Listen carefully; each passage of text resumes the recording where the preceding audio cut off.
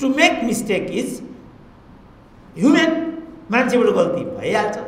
यो देशमा जनताको इतिहास लेख्नलाई धेरै गर्न बाँकी छ। इतिहास राज परिवारबाट सुरु हुन्छ र इतिहास त राउटेबाट सुरु हुन्छ। इतिहास भनेको कुरा जैसी कोठामा रहेको लाल मोहर प्रमाण मात्रै होइन। इतिहासमा न्याय त कसैलाई पनि भयो जस्तो लाग्दैन मलाई। पुष्पलालले कम्युनिस्ट पार्टीको स्थापना गरे, उनलाई नै गद्दार बनियो, पार्टीबाट निकालियो। लाज लाग्नुपर्ने उनीहरूलाई म कम्युनिस्ट बन्न जसले आफ्नै बाबुलाई गद्दार भन्यो। हामी कसैलाई दोष दिनुभन्दा पनि अब हामी के गर्ने? कोही पनि बुद्धि प्रयोग गर्नेपट्टि छैन नेपालमा। कति कमसल बुद्धि लिएर हामी हिँडेका हुन्छौँ। उहाँले कति गर्नुभएको छ? किन बोल्न सकिन हो? हामी निमुखा भयौँ। प्रोफेसर जस्तो मान्छे अर्काको कुरा काट्दै हिँड्छ, लाज लाग्नुपर्छ हामीलाई। मैले कसैको कुरा काट्दै हिँडेँ भने त्यो लज्जाको विषय हो। 2 हप्ता अगाडि मैले राष्ट्रपतिज्यूलाई मलाई बोलाएर भेट्ने मौका पाएँ। मैले यो कुरा भने त्यसो भने तै प्रतिगामी भनिदिन्छ। म प्रतिगामी हो भने अनि कमल थापा चाहिँ क्रान्तिकारी हो? जुन चिजहरू हामी छाती पिटेर भन्न सक्छौँ। यहाँका लठुवाहरू शिर झुकाएर हिँड्छन्, लाज लाग्नुपर्छ हामीलाई, लाग्दैन? यहाँ पृथ्वीनारायण शाहको शालिग तोडेर हिँड्छन्। यस्ताले पनि आफूलाई मान्छे भनेको छ। झोक चल्यो भने म देशभक्त हुँ पनि पो भनिदिन्छन् त। टाउको ठाडा भएका छैनन्। एउटा सहसचिव स्तरको राजदूत विदाई भएर जाँदा देशको राज्य अर्काको एम्बेसीमा गएर हातमा रक्सी लिएर बसेको हुन्छ। केटा यहाँ रक्सी पार्टी छ, टन्न खाएर जाओ पो भन्थ्यो त गाँठे। सही इतिहास दिनु पर्यो, त्यहाँ सही सुझाव दिनु पर्यो। जनयुद्ध प्रचण्डले लडेर गरायो र त्यो गर्दा गर्दै जनयुद्ध भएको। यो भन्न सक्ने मात्रै हिम्मतिलो छोरो हुन्छ। विशेष गरी सुरेन्द्र सर, श्रीराम सरहरू, तपाईँहरू प्रोफेसनली इतिहासको एउटा मणि हुनुहुन्छ। यहाँहरूले बोलेको हेरिदिन्छन्। बिचरा 250 वर्षको कख नजानेको राजाले एउटा भिजन सहित यो देशको जग हालिदिएको थियो। तर त्यस्तो देशमा हामी जस्ता मान्छे पैदा हुनु मैले लेख्दा अचम्मको कुरा छ। सक्कली इतिहास के हो नेपालको? यति पनि बुद्धि प्रयोग गर्यो भने यो दिग्भ्रमबाट हामी मुक्त हुन सक्छौँ। उपस्थित सबै बन्धुबान्धव, दाजुभाइ, दिदीबहिनी, पत्रकार बन्धुहरू, नयाँ वर्ष र यो श्रीपाली बस्नेत स्मारिका आजका विषयवस्तु दुईटा छन्। आजको प्रस्तुतिको प्रगतिशील पक्ष चाहिँ के छ भने सबै वक्ताहरूले संक्षिप्त आफ्नो विचार सम्पादन गरेका छन्। यो चाहिँ हाम्रो कार्यक्रमहरूको नवीन शैली जस्तो लागेछ मलाई आज। तर सुरुबाट प्रोफेसर उपाध्याय भए ठाउँमा आउँदा नआउँदा गम्भीरतम जोडकोणहरू पनि उठेका छन्, अन्तर्क्रिया जस्तो पनि भएको छ। वास्तवमा यसले नै हामीलाई जागृत पनि गराएको जस्तो मलाई लागेको छ। मेरो अरूको भन्दा अलिकति पृथक दृष्टिकोण सदा चाहिँ यसपटक पनि रहने नै जस्तो अनुभव मलाई भइरहेछ। जहाँसम्म इतिहासमा न्याय अन्यायको कुरा हो, इतिहासमा न्याय त कसैलाई पनि भयो जस्तो लाग्दैन मलाई, हामीलाई मात्रै होइन। काजी भीममल्लले देश कमाएर ल्याए भन्ने छ, उनले देश गुमाएको आरोप लाग्यो र फाँसी चढाइयो। त्यसपछि आधुनिक युगमा आउँदाखेरि त्यहाँ आउनुभन्दा अगाडि अझ एकजनाको पनि नाम लिउँ, बहादुर शाह। मलाई लाग्छ उल्लेखनीय त्रुटि त्यस्तो उनको केही होइन, बरु मैले दोषारोपण गर्न सक्ने हो। किनभने हाम्रो वंशको अग्रज भनेको स्वरूप सिंह कार्की हो, उहाँले नै मारिदिनु भएको छ। अब पृथ्वीनारायण शाहले भनेको छ कसै भारतीयहरूलाई पनि त्यस खालको काटमार नगर्नु, गर्नै पर्यो भने युद्धमा झोसिदिनु। युद्धमा झोसिदिँदाखेरि मुलुक कमाएर लिएर आयो भने राम्रै भयो, उतै मर्यो भने बात लागेन। तर दरबारभित्र यो काम चाहिँ नगर्नु भन्ने दिव्य उपदेशको मुख्य सार थियो। तर सर्वजित राणालाई पहिला काट्ने व्यक्ति बहादुर शाह नै थिए। त्यसपछि बहादुर शाहको हत्या, स्वरूप सिंह कार्कीको हत्या भयो। त्यसपछि उनकै पनि हत्या नै भएको वास्तवमा त्यो। अझ उनलाई त कुटेर मारेको, तातो तेल टाउकामा खन्याएर मारिदिएको भन्ने छ। अब राजपरिवारका मान्छेको अवस्था यो हुन्थ्यो भने स्वरूप सिंहले बाँच्ने भन्ने कुरै थिएन। आधुनिक युगमा आउँदाखेरि पुष्पलालले कम्युनिस्ट पार्टीको स्थापना गरे, उनलाई नै गद्दार बनियो, पार्टीबाट निकालियो। नेपालमा आधीसहरू मान्छे कम्युनिस्ट छन्, यहाँ पनि 10% कम्युनिस्ट होला। लाज लाग्नुपर्ने उनीहरूलाई म कम्युनिस्ट बन्न जसले आफ्नै बाबुलाई गद्दार भन्यो। पुष्पलालमाथि आरोप के दियो भने काङ्ग्रेससँग सहकार्य गरौँ भन्ने प्रस्ताव राख्यो, गरेको होइन। पञ्चायतको विरुद्ध लड्नको लागि शक्ति निर्माण गर्नु जरुरी छ, एक्लै लड्न सकिँदैन। त्यसकारण कम्युनिस्ट र काङ्ग्रेस मिलेर संयुक्त आन्दोलन गर्नुपर्छ भन्ने प्रस्ताव मात्रै अगाडि राखेकोमा त्यसो भने त पुच्छार होस्, काङ्ग्रेसको गद्दार होस् भन्ने आरोप लगाए। मोहन विक्रम सिंहले त गद्दार पुष्पलाल भन्ने किताब नै लेखे। अहिले हेर्नुहुन्छ भने तिनै मोहन विक्रम सिंहको त्यही काङ्ग्रेससँग सहकार्य छ, तपाईँ देखिरहनु भएको छ। पृथ्वीनारायण शाहले यो देश जोडे। अघि पनि कसले एकजना मित्रले भन्नुभयो पृथ्वीनारायण शाहलाई नै साम्राज्यवादी भनियो, काठमाडौँमाथि भएको आक्रमणलाई खुनी हमला भनियो। यसबाट मैले एउटा के इम्प्रेसन लिएको छु भनेदेखि इतिहासको व्याख्या भन्दा पनि इतिहासलाई बुझ्ने र हेर्ने दृष्टिकोण चाहिँ हुनु जरुरी छ। त्यसपछि मात्रै चिज बुझिन्छ, होइन भने लडाइँ झगडाको कुरा हुन्छ। कोत पर्व त्यसरी नै मचिएको थियो। कोत पर्व गर्न भनेर त्यहाँ कोही आएकै थिएन, तर त्यसले कोत पर्वको रूप लियो। जुन जङ्गबहादुरको कारण त्यहाँ कोत पर्व भएको भनिएको छ। अघि तपाईँहरूले आफ्नो जस्टिफिकेसनको कुरा गर्नुभयो, न्याय अन्यायको कुरा गर्नुभयो। तपाईँहरूलाई थाहा छ सबैभन्दा ठुलो अन्याय त जङ्गबहादुरमाथि भएको छ। जङ्गबहादुरका सन्ततिहरू त अहिले पनि भौतारिएर हिँडेका छन्। जङ्गबहादुरको नाम यति दुरुपयोग गरिएको छ, जङ्गबहादुरको कत्लेआम गरिएको छ, वंश विनाश गरिएको छ। जसले जङ्गबहादुरको वंश विनाश गर्यो तिनीहरू नै जबरा भन्ने टाइटल लिएर हिँड्छन्। त्यस्ता मान्छे बस्ने देश हो यो। उनीहरूलाई थोरै पनि पश्चाताप छैन। जबरा कसरी जबरा? जुन जबरालाई आफूले सिद्ध्याइयो कसरी आफू जबरा? त्यसपछि भारतबाट आएको राजपूत इत्यादि भन्ने कुरा आयो। अहिराम सिंह बस्नेतको छोरो बालनरसिंह कुँवर, अहिराम सिंह कुँवर, बालनरसिंह कुँवर, रामकृष्ण कुँवर, बालनरसिंह कुँवर, वीर नरसिंह कुँवर, एकाएक राणाजी भयो। यसको पछाडि पनि हामी लागेका छौँ। कति कमसल बुद्धि लिएर हामी हिँडेका हुन्छौँ। यो त 100 वर्षको हिस्ट्री हो। यी कुँवरको नातिनी हुनुहुन्छ, यी हुनुहुन्छ जिउँदै कुँवरको नातिनी। अब उहाँहरू नै भन्नुहुन्छ कि हाम्रो वंश त महाराणा प्रतापको सन्तान हो। यति पनि बुद्धि प्रयोग गर्यो भने यो दिग्भ्रमबाट हामी मुक्त हुन सक्छौँ। तर कोही पनि बुद्धि प्रयोग गर्नेपट्टि छैन नेपालमा। सबैभन्दा ठुलो खराबी बौद्धिकहरू यो मामलामा अझ बढी डुबेका छन्। प्रोफेसर जस्तो मान्छे अर्काको कुरा काट्दै हिँड्छन्। लाज लाग्नुपर्छ हामीलाई। मैले कसैको कुरा काट्दै हिँडेँ भने त्यो लज्जाको विषय हो। म एउटा तथ्य पो राखिदिने हो त। त्यो दृष्टिकोण र तथ्यमाथि साराका सारा देशले, बौद्धिकले, अन्तर्राष्ट्रियले विचार विमर्श गर्ने। ल यी हेर्नु न तपाईँ, एसडी मुनि भन्छन्, रोबर्ट स्कालोपिनो भन्छन्। अघि हाम्रो एकजना मित्रले टुचीको कुरा, हाम्रो समीक्षाले जर साहबले नै कुरा निकाल्नुभयो। टुचीले जुम्लामा जुन उत्खनन गर्नुभयो त्यहाँबाट खस इतिहासको प्रादुर्भाव भयो।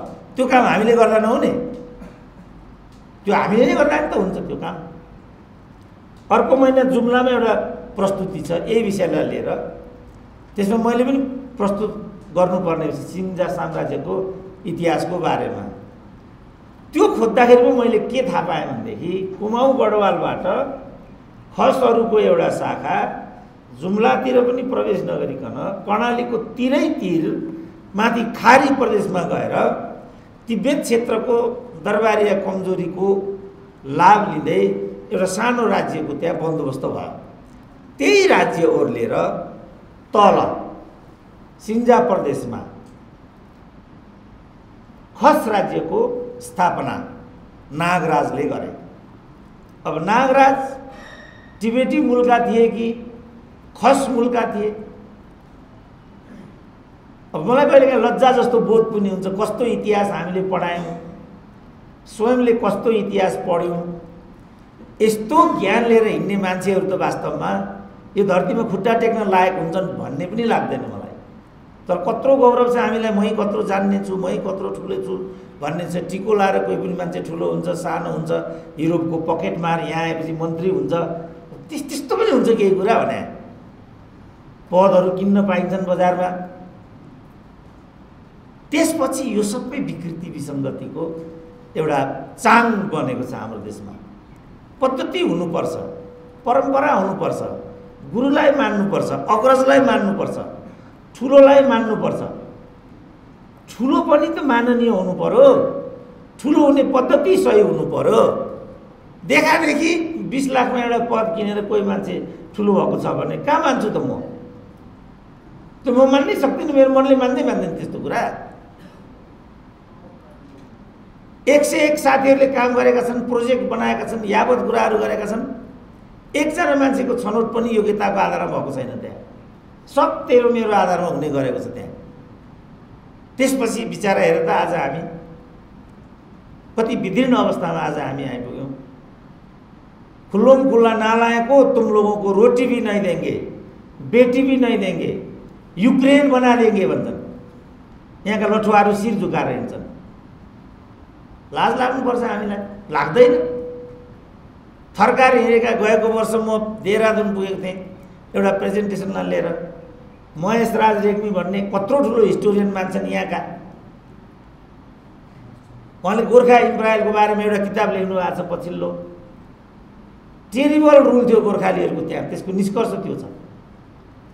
भारतीयहरू गोर्खाली साम्राज्यको जय जयकार गर्छन् त्यहाँ, किनभने गोर्खाली शासन नै यस्तो हो जसले पहिलोचोटि ल एन्ड अर्डर के हुन्छ भन्ने कुरा त्यहाँ 12 वर्षको शासनमा गरेर देखाइदियो।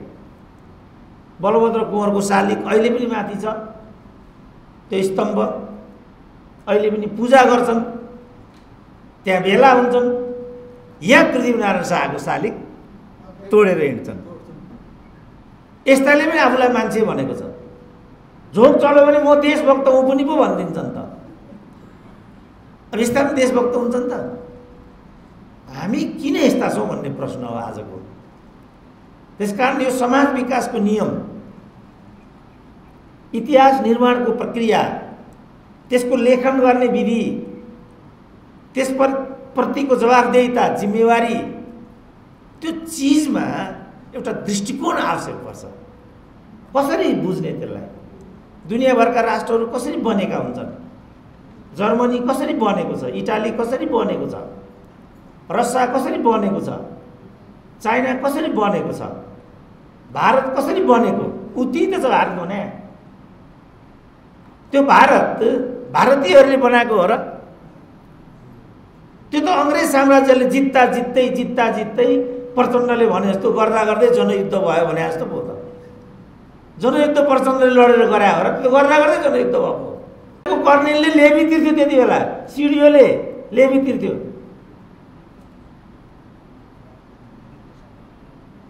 एउटा कार्यक्रममा साराका सारा सेनाका अफिसरहरू थिए। तपाईँले एउटा कुरा त मलाई भनिदिनुहोस् भने मैले उहाँहरूलाई, के हो भन्नुभयो उहाँहरूले?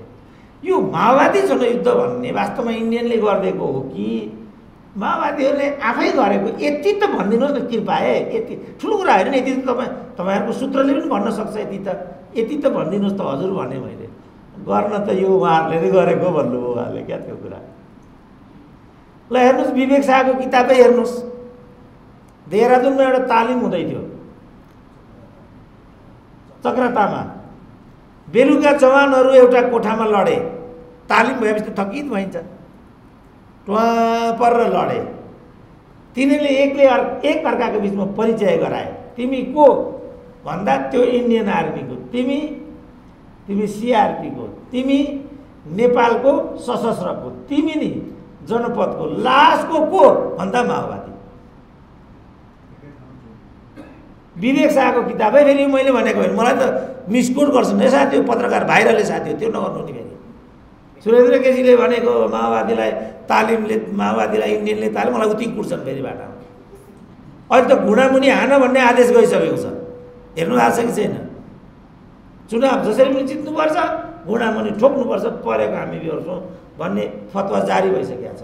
अब पहिलो निशाना मै पऱ्यो भने तपाईँहरू मलाई बचाउन आउनुहुन्न, त्यो मलाई थाहा छ। यहाँ त अर्कालाई कुटाउने हो, आफू घरमा गएर सुत्ने हो। ल यस्तो छ। त्यसकारण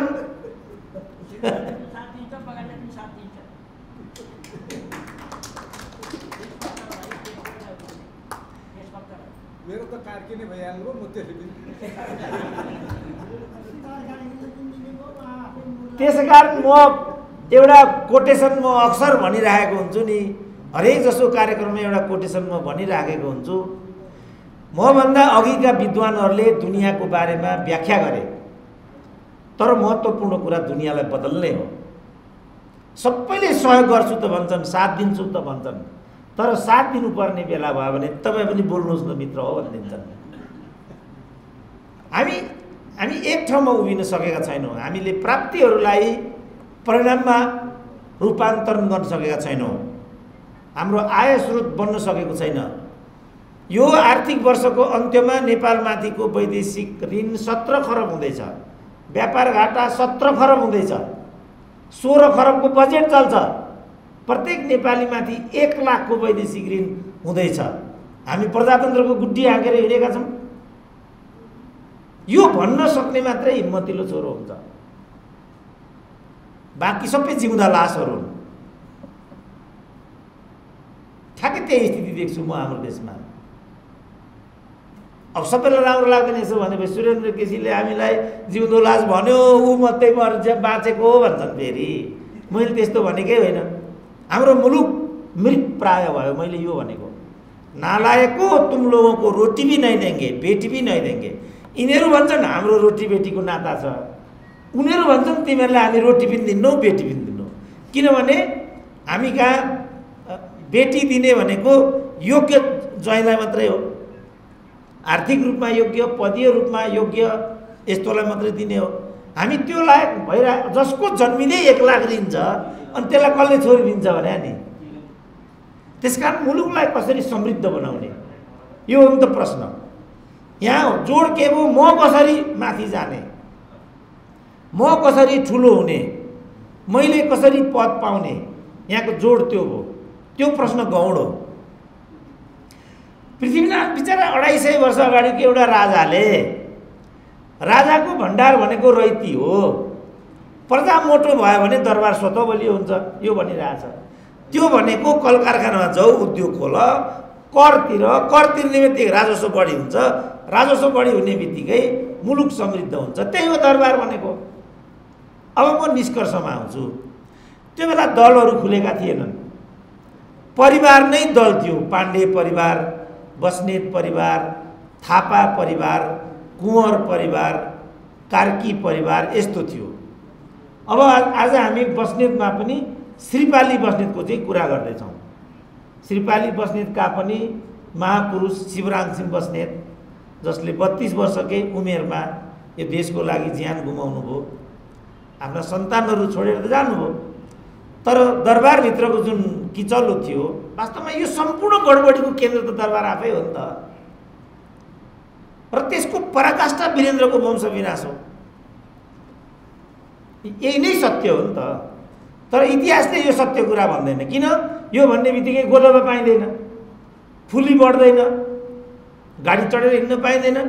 यहाँ राष्ट्रियताको कुरा गर्ने हो, छोराछोरी अमेरिकामा पढाउने हो। यहाँको शिक्षालाई बुर्जुवा भन्ने र बहिष्कार गर्ने हो, आफ्ना छोराछोरीलाई राखेर अमेरिकामा पढाउने। तपाईँ हामी चाहिँ ताली बढाउँ, यस्तैलाई मैले नपुंसक भनेको। अब यो भन्यो कि रिसाइहाल्छन् जम्मै। तर यो हाम्रो नियति छ। मेरै छोराछोरी पनि यो देशमा बस्दैन। यो नै नियति हो आज हाम्रो। यही देशलाई हामीले बनाउनु पर्छ। हाम्रो भाग्य यही हो, हाम्रो भविष्य यही हो। त्यही गर्ला कि भनेर छोटा बडा सबैको हो यो देश, साझा फुलबारी। बिचरा 250 वर्षको कख नजानेको राजाले एउटा भिजन सहित यो देशको जग हालिदिएको थियो। तर त्यस्तो देशमा हामी जस्ता मान्छे पैदा हुनु मैले देख्दा अचम्मको कुरा छ। जङ्गबहादुरकै कुरा गर्दाखेरि पनि जङ्गबहादुर निरङ्कुशतामा पो त्यो थियो त, तर राष्ट्रियतामा त उनको दृष्टिकोण पनि बदलियो थियो नि त। अहिले नै जस्तो पृथ्वीनारायण शाहको यहाँ कुरा आयो, उतातिर नजानु है किनभने तिब्बतसँग झगडा हुन्छ, अङ्ग्रेजसँग पनि झगडा गर्ने भन्ने पृथ्वीनारायण शाहको सोच कहीँ पनि थिएन। फिरङ्गीलाई पनि निकाल्ने भन्ने कुरा उनको कहीँ पनि थिएन, तर आफ्नो ठाउँमा बस भन्ने कुरा थियो। राज्यले सबै स्वदेशी विदेशीलाई आफ्नो ठाउँमा राखेन भने त आजको जस्तो अवस्था भइहाल्छ नि। ल हेर्नु त आज कस्तो अवस्था छ। एउटा सहसचिव स्तरको राजदूत विदाई भएर जाँदा देशको राज्य अर्काको एम्बेसीमा गएर हातमा रक्सी लिएर बसेको हुन्छ।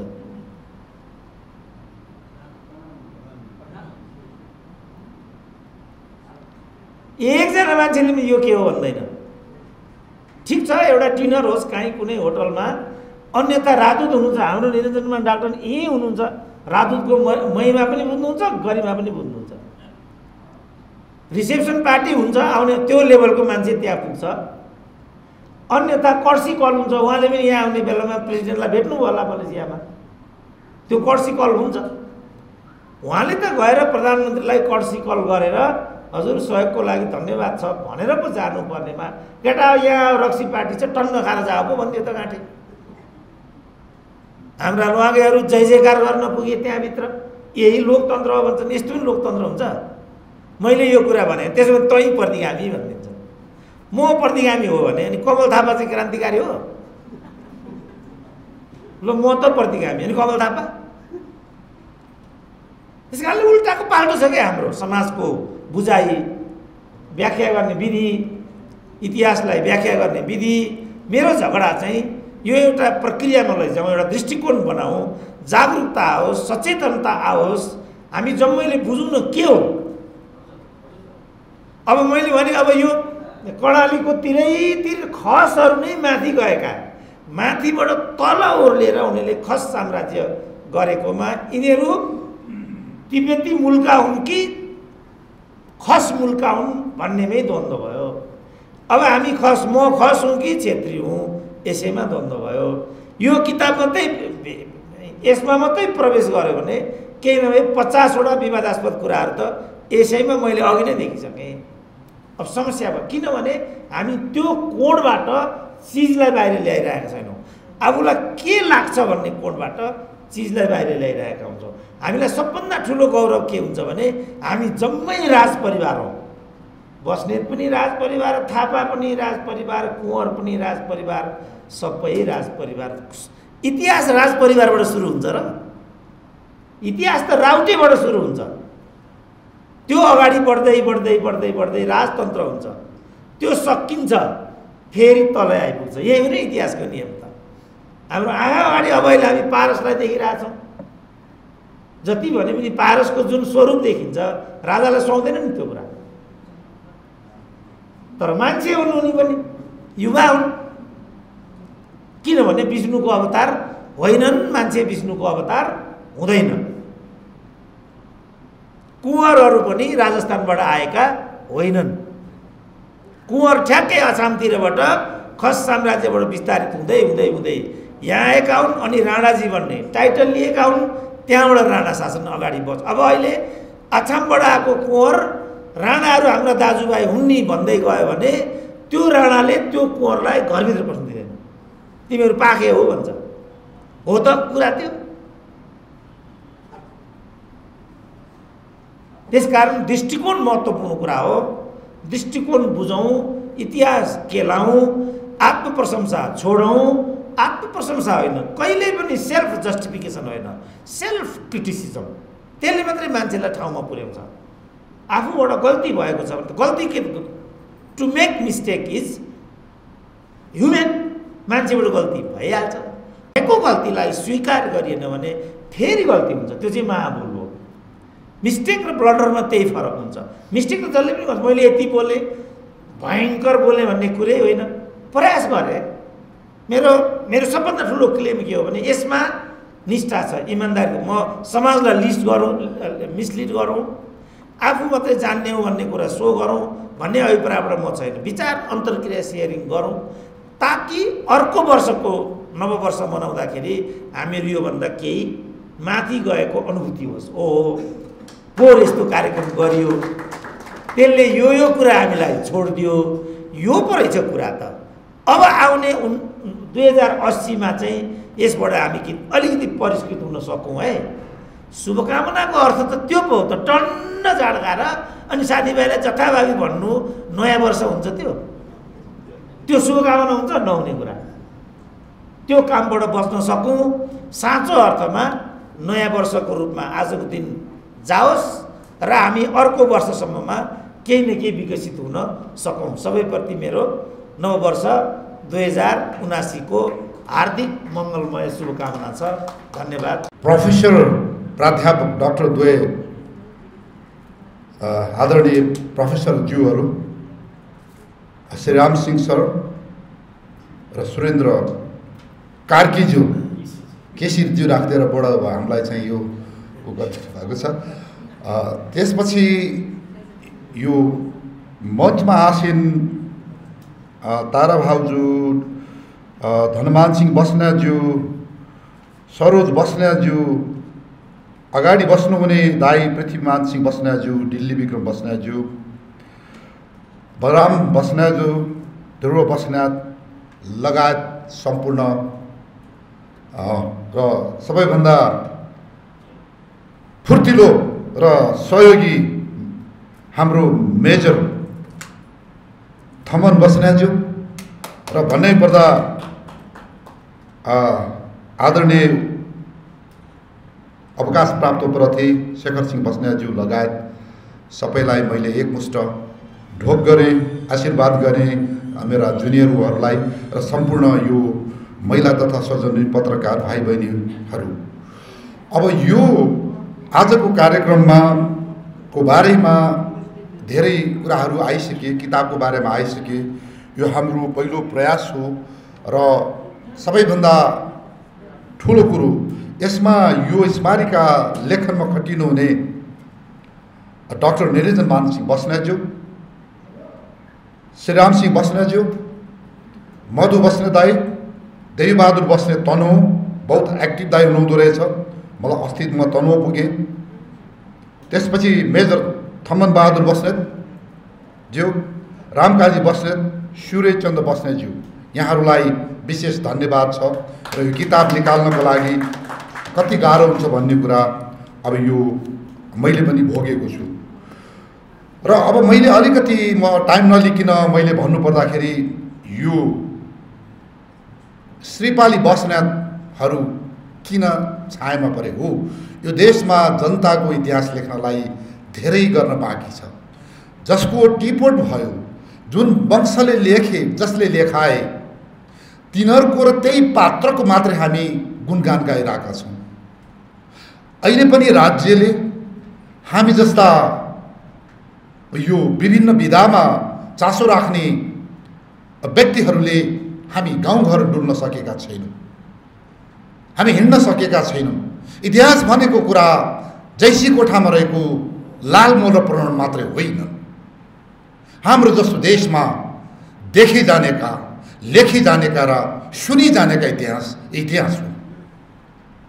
त्यसपछि गएर हामीले सङ्कलन गरिसकेपछि यसलाई भेरिफाई गर्नुपर्छ। यो गाउँघरमा छत्ताछुल्ल छन् इतिहासहरू। मैले सिक्किमदेखि काँगडा पुगेँ। म यो काठमाडौँदेखि पश्चिम काँगडासम्म त 3 चोटि पुगिसकेँ लक्ष्मी बस्नेतजी सहित। र भन्दा हाम्रो इतिहासहरू थुप्रै छन्। हाम्रो खाडोमा हाम्रो इतिहास छ, हाम्रो गाउँघरमा हाम्रो इतिहास छ, सुनि जानेका इतिहासहरू छन्। तर यसलाई सङ्कलन गर्न कसैले भनौँ पहल गरेन। यो गर्नुपर्ने काम राज्यको थियो। तर राज्यलाई भन्नुपर्दाखेरि इतिहास जोगाउन होइन, राज्यले यो हो 63 भन्दा अगाडिको इतिहास मार्न खोज्छ, यसले बोल्न खोज्छ, यसले कहिले जोगाउन चाहँदैन। 2063 सालपछिका पात्रहरू नै यो देशका निर्माता, यो देश बनाउने, त्यसपछि मात्रै सुन्न हुने इतिहास, त्यसपछि मात्रै पढ्न हुने इतिहासका रूपमा अहिले जुन व्याख्या गरिएको छ, यो नै देशको लागि दुर्भाग्य हो। र मैले अलिकति श्रीपाली बस्नेतहरूको मात्रै कुरा मैले भन्नुपर्दा माफ दिनु होला। यहाँका तपाईँका जनजाति भन्नेहरू, दलित भन्नेहरू, तपाईँ शेर्पा, राई लिम्बू, तपाईँ पहाड, हिमाल, तराई, सबै तपाईँहरू अब्बल नेपाली हुनुहुन्छ। तपाईँ हामी सबै नेपाली हौँ। मैले भनिसकेँ, तपाईँहरूको इतिहास हाम्रो इतिहास खोज्न बाँकी छ। माफ दिनुहोस्, यो श्रीपाली बस्नेतको आज प्रसङ्ग आएको हुनाले यतिलाई मात्रै मैले समेटेँ। र यो श्रीपाली बस्नेतले खोज्ने भन्ने कुरा पनि यो राष्ट्रको लागि हो। व्यक्ति व्यक्तिले, जाति जातिले, तपाईँको क्षेत्र क्षेत्रले खोजेको इतिहास नै अन्ततः राष्ट्रको एउटा माला हुनेछ। यही सिलसिलामा श्रीपाली बस्नेतहरूको मैले अलिकति रिभ्यू गर्दाखेरि, पुनरावलोकन गर्दाखेरि हो, यो पृथ्वीनारायण शाहको पालादेखि गएर झन्डै झन्डै यो कोत पर्व हुनु अगाडिसम्म र नेपाल एकीकरणकोमा ठुलो योगदान छ। मैले भने अरू थुप्रैको छ। यहाँ मैले जसको लेख्यो देखियो, मैले यहाँनिर भन्नै पर्छ, शिवराम सिंह बस्नेतले जो सुरु गर्नुभएको छ र अभिमान सिंह बस्नेतले मैले खोज्दाखेरिका कुरा, आदि नेपालको एकीकरण गर्नुभएको मैले पाएँ। म प्राय सबै गढीमा पुगेँ, म कान्लामा पुगेँ। अभिमान सिंह बस्नेत र उहाँको अवसान कसरी भयो राज्यसँग कुनै अभिलेख छैन। हो, त्यहाँनिर केयर सिंह बस्नेत, अब अर्को आएर यो बानिया बस्नेत, रणसिंह बस्नेत लगायतका यहाँ पात्रहरू थुप्रै छन्। तपाईँको सिपाही विद्रोहमा जानेहरू, पहिलो विश्वयुद्धमा जानेहरू, तपाईँका श्री महाराजका भ्रमणमा जानेहरू, उत्तरमा लड्नेहरू, दक्षिणमा लड्नेहरू, दक्षिणको घा डिप्लोमेटिक रिलेसन शिवराम सिंहका सन्तानलाई दिनु भन्ने जुन राजा महाराजाको चाहिँ एउटा आदेश उपदेश, यी सबै कुराको हामीले हेर्दाखेरि कुनै एउटा कालखण्डमा विशेष गरेर नेपाल एकीकरण युद्ध, नेपालले गरेको चाहिँ यो पृथ्वीनारायण शाहको पालाको मीर कासिम यो मुसलमानको फौजसँगको युद्ध, विरुद्धको युद्ध, क्याप्टेन यो जर्ज किल्लक विद्रोहको युद्ध, यो पृथ्वीनारायण शाहको पालाको युद्ध, उत्तरतिरको पहिलो तिब्बतसँगको युद्ध, बहादुर शाहको नायबीको युद्ध, त्यसपछि दोस्रो तिब्बतसँगको युद्ध, त्यसपछि गएर चाइनासँगको युद्ध, यी सबैमा अरू वंशहरू छन्, सबै छन्। मैले यहाँनिर फेरि भने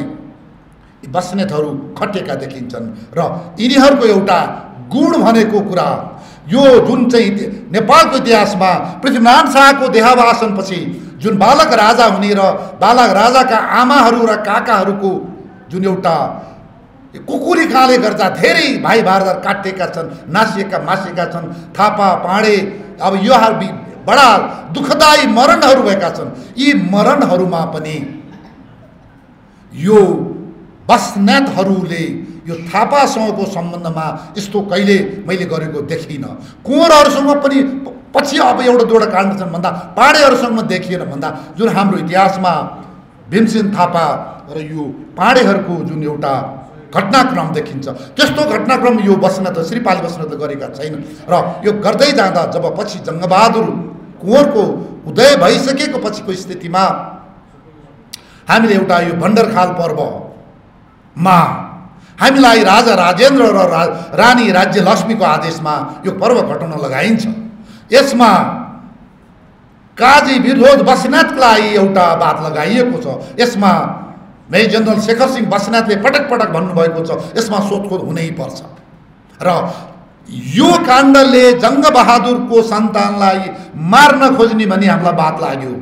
जुन राणाहरूको पालाभरि हामी कालो मोहर भयौँ, एउटा काण्ड यो रह्यो। अर्को काण्ड 1938 साल पर्व, जतिखेर बलेट महाराज भन्थे बलियाहद महाराज त्रैलोक्य विक्रम युवराज धिराजले जुन आयोजना गरेको एउटा यो जङ्गबहादुरलाई मार्ने एउटा उहाँको एउटा सपना थियो। उहाँ अनफर्चुनेटली उहाँ एउटा युवावस्थामा उहाँको स्वर्गारोहण भइसकेपछि त्यो एउटा उद्देश्य, त्यो योजना उहाँको भाइ राजकुमार नरेन्द्र विक्रम शाहले हि टुक ओभर, उहाँले लिइसकेपछि त्यसमा पनि यी केही तपाईँका भारदारहरू र श्रीपाली बस्नेत, यो सङ्ग्राम सिंह विष्टहरू लगायत यो गगन सिंह खवासका सन्तान सबै मिलेर यो दरबारकै तपाईँको इच्छामा यो श्रीतन महाराज रणदीप सिंहलाई मार्ने एउटा असफल षड्यन्त्र हुन्छ। यसमा थुप्रै बस्नेत लगायत थुप्रै मारिन्छ। त्यसपछि गएर यसमा पनि श्रीपाली बस्नेतहरू खोटा मोहहरू हुन्छन्। हो, अब यी विभिन्न कारणले गर्दा राणाहरूको पालाभरि यी श्रीपाली बस्नेतहरूको टाउको ठाडा भएका छैनन्। यिनीहरूका कतिले खुलाल बस्नेत लेखेर, कतिले के बस्नेत लेखेर हामी चार भन्ज्याङबाट भागेर गएका छौँ, कतिले जात ढाँटेका छन्।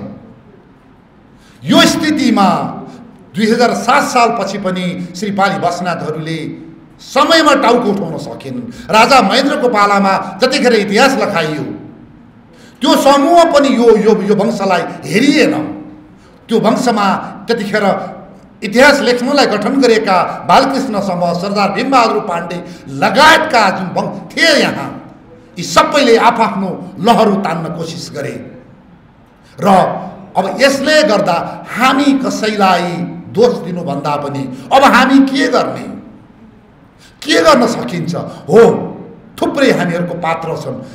20 वर्ष 22 30 35 वर्षमा मरेका हेर्नुहोस्, हाम्रो जेनेरोलोजी हेर्नुहोस् कति मरेका छन्। किन हाम्रो जेनेरोलोजी यति धेरै? तपाईँको चाहिँ धेरै छ पृथ्वीनारायण शाहदेखि अहिलेसम्म किन वंश किन मर्या छन् 35 वर्ष 33 वर्ष 32 वर्ष 50 वर्ष त नकाटेर मर्या कति छन्? देशको लागि मरेका छन्। त्यो भएको हुनाले यो खोज्ने अभिभार हाम्रो हो। यही प्रक्रियामा अहिले यो श्रीपाली बस्नेत समाजले अधिराज्यभरि यो गरिरहेको छ। यसै गरेर कार्की थापा हाम्रा चाहिँ यहाँ हुनुहुन्छ। के अरे, मैले माफ पाऊँ, अहिले चाहिँ मैले नाम लिन भुलेँ, हाम्रो सरदार के अरे बडाकाजी अमरसिंह थापा प्रतिष्ठानको आजीवन संस्थापक अध्यक्ष यहाँ हुनुहुन्छ बाबुराम सिंह थापा। मैले अहिले नाम लिन मैले भुलेँ, माफ दिनु होला। उहाँले कति गर्नुभएको छ यो कुरा के भन्दाखेरि यो अल्टिमेटली यो देशको लागि हो। र अब मैले धेरै लामो अब कुरा गर्दै गएर अब यो कार्यले गर्दाखेरि यो श्रीपाली बस्नेतहरू अब यो राष्ट्रिय विभूतिमा आउन सके, कसैलाई ल्याइएन। हुँदा तपाईँको चाहिँ मुलाहिजामा परेर हेर्नुहोस्, हामीले इतिहास केलाउन सकेका छैनौँ। उतिखेर 4 काजी हुन्थे, एउटा मुलकाजी हुन्थे। 4 काजीमा को काजीले सेना हेर्ने, कसले तपाईँको परराष्ट्र हेर्ने, कसले भूमि हेर्ने, कसले अर्थ हेर्ने, यसलाई नछुटाइकिन के गर्थे इतिहास लेख्ने? थापाले पाए सबै काजीलाई प्रधान सेनापति, सबै काजीलाई तपाईँको प्रधानमन्त्रीमा जुन्याइदिए। सबै अब सक्नेहरूले मिचे यहाँनिर हेर्नुहोस् के थियो।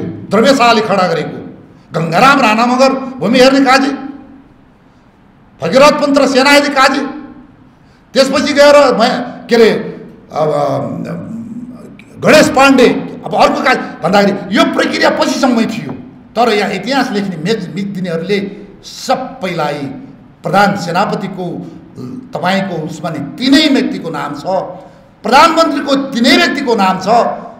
र पृथ्वीनारायण शाहको अगाडिका कुराहरू त अब यो झाले मालैमा राखिएछ। अब पृथ्वीनारायण शाहका पछाडिका कुराहरू को थिए त? किन छानबिन हुँदैन यहाँ? किन मिचिन्छ भन्दा राज्यले मिच्न दिएको छ। विराज बखेतीदेखिका पछाडिका तपाईँका शिवराम सिंह बस्नेतदेखिका पछाडि हेरिएको छैन। हुँदा आएर पृथ्वीनारायण शाहको पाला पछाडि हेर्नुहोस्, इतिहासमा देखिएको मुलकाजी, त्यो मुलकाजीलाई समातेर अहिले नेपालको पहिलो प्रधानमन्त्री बनाइएको छ दामोदर पाण्डेलाई। हाम्रो दामोदर पाण्डेको सन्तानसँग हाम्रो केही पनि दाबी विरोध छैन। तर इतिहासको प्रमाणमा कीर्तिमान सिंह बस्नेत पहिलो मुलकाजी हुन्, दोस्रो मुलकाजी बख्तबार सिंह बस्नेत हुन्, तेस्रो मुलकाजी दामोदर पाण्डे हुन्। कसले मिच्यो इतिहास? किन बोल्न सकिन? हो, हामी निमुखा भयौँ। अहिले भर्खरै लास्ट अन्तिम अवस्थामा घोषणा गरियो एउटा भक्ति थापालाई राष्ट्रिय विभूति। ठिक छ, उहाँ एउटा दिन कदरयोग्य छ। कुनै पन्त र दाजुभाइहरूले हरुवाहरू मरिसकेपछि के दियो भनेर पनि मैले कमेन्ट गरेको थिएँ कि हेर्नुहोस् यो अन्याय हुनेछ, भक्ति थापालाई राष्ट्रिय विभूति दिए। उनीले लड्दाखेरिसम्म त्यतिखेरको लडाइँ हारिएको छैन, उनी लड्दै मरेका छन्। त्यस्ता व्यक्तिलाई अहिले राष्ट्रिय विभूति गर्दाखेरि अब यी हरुवाले पाए भनेर मैले शनिबारेमा पाएँ, यो पाप लाग्नेछ। धेरै पछि हारिएको हो। त्यसको 1 महिनापछि हामीले सन्धि गरेका हौँ भन्दा अब यहाँनिर के त त्यो राष्ट्रिय विभूति घोषणा गर्नलाई एमाले समात्यो त्यो परिवारले। प्रधान सेनापतिले गुहार्न पर्यो। अर्को तपाईँको प्रधानमन्त्रीको एडिसीले चाहिँ तपाईँको गुहारेर दुनियाँ लागेर एउटा राष्ट्रिय विभूति लिए उनीहरूले गरे परिवार। के त यो राज्यले मागेर हिँड्ने हो? कसले सोध्ने हो? नेपाली सेनाले एकमुष्ट लेख्नुपर्छ। यहाँ चाहिँ खत्री प्रधान सेनापति हुँदा आफ्नै मात्रै गर्ने, थापाले गर्दा आफ्नै मात्रै गर्ने, गुरुङले गर्दा आफ्नै मात्रै गर्ने हो र? उहाँहरूले रक्षा मन्त्रालय मार्फत एकमुष्ट को योग्य छन् को छैनन् हेर्नुहोस्। सेनाको तपाईँको जिम्मेवारीमा त्यहाँ लालमोरिया पण्डित छन् अहिले पनि इतिहास लेख्ने। सच्ची शमशेरको पालादेखि ती लालमोरिया अहिले पनि त्यहाँ चाहिँ गाडी चढेर हिँड्छन्। तिनीहरूले 2 शब्द बोल्दैन। यो विषयमा लेख्दैन थियो लालमोरिया पण्डित भनेको। त्यहाँ इतिहासकारहरू छन् 2-4 जना। के यसरी हामी चाहिँ यो तपाईँको घर घरमा पार्टी प्यालेसमा 5,510 रुपियाँ दिएर हामीले कार्यक्रम गर्नुपर्ने सेनाका तपाईँका यत्र नेताहरूलाई, तपाईँका महान शहीदहरूलाई यत्र हाम्रो कल्याणकारीको पैसा छ, दुनियाँ पैसा छ। सेनाले बजेट तपाईँको छुटाउन सक्दैन। त्यो तपाईँको सेनाको चाहिँ त्यो व्याख्याले कसको लागि हो? त्यो एनजिओको लागि मात्रै हो। यो के हेर्छ सेनाले? के लाइब्रेरी लाग्यो मात्रै? मैले किन भन्दैछु भन्दा राष्ट्रिय विभूति सेनाको तर्फबाट माग गर्ने एकमुष्ट रूपमा यो सेनाको काम हो। यो संसारको सेनाले गर्छ। किन भएन? मैले भने प्रधान सेनापतिहरूले आफ्ना नाता गोताला मात्रै खुसी तपाईँको छिराएर व्यक्तिले गर्न सक्छ, नियुक्तिले गर्न सक्दैन। त्यो भएको हुनाले यो श्रीपाली बस्नेतहरू अरू पनि मैले माग दिनुहोस्, अरू पनि छन्। यहाँ मगरहरू त्यस्तै छ, राई लिम्बू त्यस्तै छ, सबै त्यस्तै छन्। स्वरूप सिंह कार्कीको के पर्छ? डाक्टर सुरेन्द्र कार्कीज्यू उहाँ एउटा सेनापति हुनुहुन्थ्यो जसले जैसी देवल बनाए। त्यो भत्किएर कहाँ पुग्यो मलाई थाहा छैन। बारेमा खै मैले एकचोटि मैले देखेँ सेनापति मैले देखेको छु भन्दा अब अरू थुप्रै होला नि। यहाँ यो चिजहरूको खोजनी होस्। र अब यो कुरा गर्दै जाँदा धेरै लामो हुन्छ। अस्ति 2 हप्ता अगाडि मैले राष्ट्रपतिज्यूलाई मलाई बोलाएर भेट्ने मौका पाएँ। उहाँलाई खुबै चाहिँ यो सैनिक इतिहास, राष्ट्रको इतिहास, सीमा मिचिएका कुराहरूमा बहुत चासो रहेछ र सक्कली इतिहास के हो नेपालको कसलाई राष्ट्र विभूति बनाउने कुरामा बहुत चासो रहेछ। यही विषयमा छलफल पनि भयो र उहाँलाई म धन्यवाद दिन चाहन्छु। र उहाँले महामहिम राष्ट्रपतिले राष्ट्र हेर्नुपर्छ, सही इतिहास हेर्नुपर्छ, भिरमार लड्नेलाई तपाईँको यो शहीद र तपाईँको यो हिमाल नचढ्नेलाई तपाईँको यो चाहिँ राष्ट्र विभूति दिने, यो दिने त्यो दिने। अहिले दन्ते कथामा तपाईँको जुन चिजहरू हामी छाती पिटेर भन्न सक्छौँ, जुन अहिले बदमासीहरू भएको लागि भोट लिनको लागि हेर्नुहोस्, यसले काम गरेर मर्ने वीरहरूको आत्माले श्राप्ने छ। र मैले सबै अन्तमा मैले नेपालको इतिहासलाई सबैको मैले समेटेको छु। यहाँ वंशले आफ्नो मात्रै होइन, हाम्रो श्रीपाली बस्नेतको कुरा गर्दैछु। हामी श्रीपाली बस्नेतको ब्यानरमा हामी मेचीदेखि महाकालीसम्म हामी ठाउँ ठाउँमा पुगेर हामीले गरेका छौँ, गरिरहनेछौँ। र यो श्रीपाली बस्नेतको खासै सेनामा पनि केही थिएन। एउटा शिवराम सिंह बस्नेतको फोटो थियो, एउटा अभिमान सिंहको फोटो थियो। बाँकी रहेको खोजेर सैनिक सङ्ग्रहालयमा राखेको मैले सेनासँग लडेर अर्को गरेका छु। मैले त्यहाँ 100 जनाको राखेको छु। 100 जनाको समावेशी चरित्रबाट इतिहास ल्याउन सुरु गरेको एउटा क्रान्ति ल्याएको सेनामा मैले हुँ। नेपालमा युद्ध हारेको भने मैले हुँ। त्यहाँ यो चाहिँ बलभद्रको बारेमा मलाई कुट्न आयो, त्यहाँ यो यस्तो भने म पहिले हुँ। के त इतिहास भनेको सधैँभरि तपाईँको चाहिँ खुसी पार्नमा लेखेको कुरा होइन भन्दा जति गर्न सकियो त्यो गरिएको छ। हामी सबैले यहाँ उपस्थित प्राज्ञ विज्ञ हुनुहुन्छ, विशेष गरी सुरेन्द्र सर, श्रीराम सरहरू, तपाईँहरू प्रोफेसनली इतिहासको एउटा मणि हुनुहुन्छ। यहाँहरूले बोलेको हेरिदिन्छन्। र अहिले यहाँ दिनेश राज पन्तजी यहाँ हुनुहुँदो रहेनछ। उहाँको दाई डाक्टर राष्ट्रपति महामहिम राष्ट्रपतिको राज्य मन्त्री स्तरीयको चाहिँ इतिहासको सल्लाहकार हुन्छ, राम्रो लाग्यो। तर उहाँ आउनु भएको भए उहाँ मार्फत म भन्थेँ सही इतिहास दिनु पऱ्यो, त्यहाँ सही सुझाव दिनु पऱ्यो। त्यहाँ केही वंशको सिफारिसमा उहाँ मात्रै गरेर त्यो गर्न हुँदैन यो चिजहरू। मैले यति भने र अन्तमा यहाँ उपस्थित सम्पूर्ण दाजुभाइहरूलाई बागलुङको दाजुभाइहरू, तनहुँका दाजुभाइहरू, मेची महाकाली गोर्खा यो कास्की स्याङ्जा सबैमा जो तपाईँहरू सङ्गठित हुनुहुन्छ, यो तपाईँहरूको धेरै राम्रो इट्स गुड गोइङ। र अन्तमा बडा महाराज पृथ्वीनारायण शाहलाई र उहाँका सेनापति शिवराम सिंह बस्नेतज्यूलाई म स्मरण गर्दै म सलाम दिँदै म यहीँ मेरो चाहिँ 2 शब्द अन्त गर्छु। जय नेपाल, जय मातृभूमि।